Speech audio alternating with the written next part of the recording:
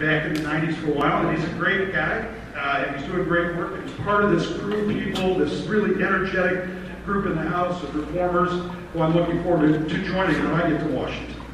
What they're talking about are solutions that can work to make Social Security actuarially sound. Saying, if you're over 55, we're not going to change the system for you. But if you're under 55, we can move to a system that gives you options for your retirement savings.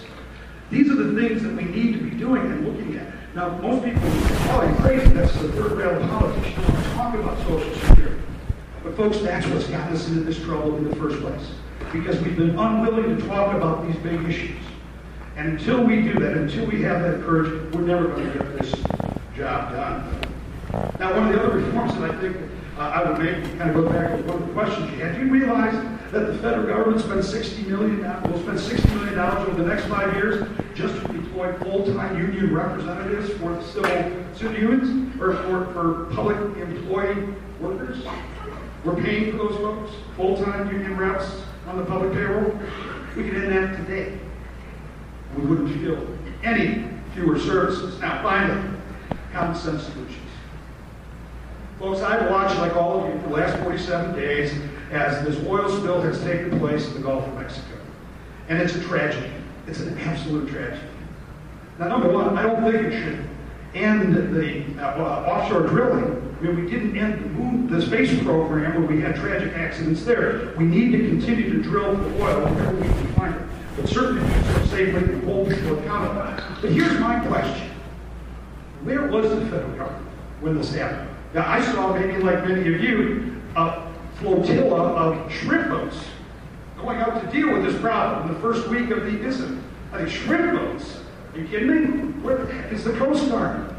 Where is the EPA? 13,000 Environmental Protection Agency employees that we all pay for, still back in Washington, still doing whatever it is they're going to do. But when the environment is threatened, we ought to be deploying as many of them as we possibly can down to the Gulf to get them to work in the first days of the crisis, not in the 47th day.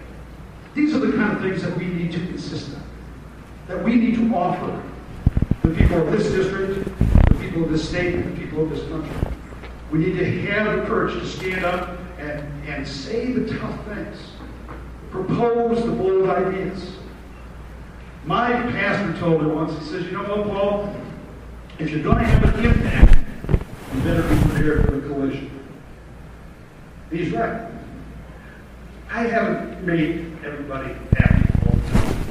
But you know what? I'm a guy who's standing before you today, and I'm going to tell you, I say what I mean, and I mean what I say.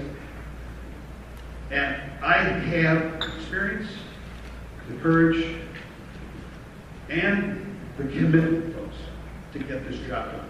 I'm asking for your vote. I need your support. Together, we will defeat Gary Peters in November. Thank you.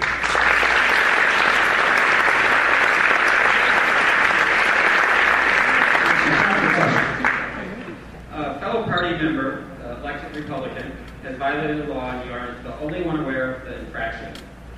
To expose the person at this time would put your party in extreme disfavor with the electorate at a very sensitive time. You immediately report a violation to the proper authorities. That's easy. Of course you do. It doesn't matter if you're Republican, Democrat, whatever it is. You break the law, you pay the price. And this is the problem. This is also another core issue. One of the fundamental problems that we have is trust in government. And rightfully so. Until we can talk to young people and they can look up to folks who are taking the time to run for office and are involved in public service and look at that honorably, we have a long way to go, folks. We have got to be role models. And that means you do the right thing even when no one is looking.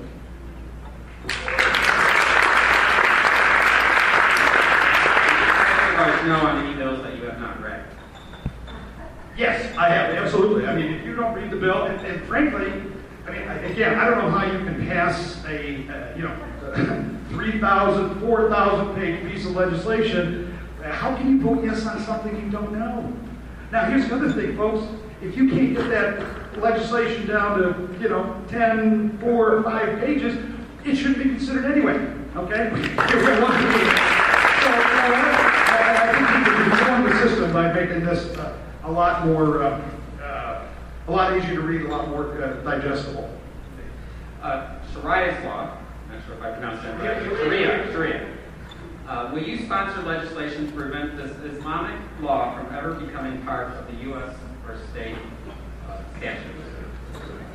Sharia law, for those of you that don't know, is the holy law of Islam. It is the code of justice within the Islamic faith.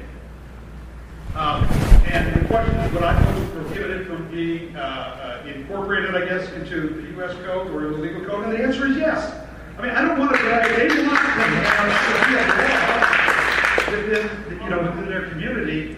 That's, I guess, their business. But when it spills over and becomes and violates the rights of citizens in this country, or it just isn't going to work. I mean, it's not a part of our legal code. And its time is up. I stop now.